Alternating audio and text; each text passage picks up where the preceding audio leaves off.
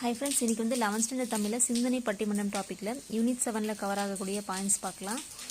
அதாவது கவிஞர் தாராபாரதியோட கோட் பாருங்கள். எத்தனை உயரம் இமயமலை, அதில் இன்னொரு சிகரம் உனது தலை. எத்தனை ஞானியர் பிறந்த தலை, நீ இவர்களை விஞ்சிட என்ன தடை.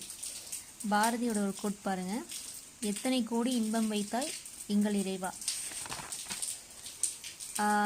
நல்லதோர் வீணை செய்தி அதை நலம் கெட புழுதியில் எறிவதுண்டோ. சொல்லடி சிவசக்தி, என்னை சுடர்மிகும் அறிவுடன் படைத்து விட்டாய். வல்லமை தாராயோ, இந்த மாநிலம் பயனுட வாழ்வது எங்கு. நெக்ஸ்ட் வந்து இந்த ரெண்டு ஒரே மாதிரி இருக்கும், கன்ஃபியூஸ் ஆகாமல் பார்த்துக்கோங்க. பெண்மை வெல்க என்று கூத்திடுவோம் சொன்னது வந்து பாரதி. அதே பெண்ணடிமை தீரு மட்டும் பேசும் திருநாட்டில் மண்ணடிமை தீர்ந்து வருதல் முயற்கொம்பேன்னு சொல்லிட்டு பாரதிதாசன் சொல்லியிருப்பார். நெக்ஸ்ட் வந்து நல்லதோர் குடும்பம் பல்கலைக்கழகம் சொல்லிட்டு பாவேந்தர் பாரதிதாசனும், வீட்டுக்கோர் புத்தக சாலை வேணும்னு சொல்லிட்டு அறிஞர் அண்ணாவும் சொல்லியிருப்பாங்க. இது வந்து ஆல்ரெடி நிறைய டைம் கேட்ட கொஷின். யாதும் ஊரே யாவரும் கேள்வி வந்து கணியன் பூங்கொன்றனார் சொல்லியிருப்பாங்க.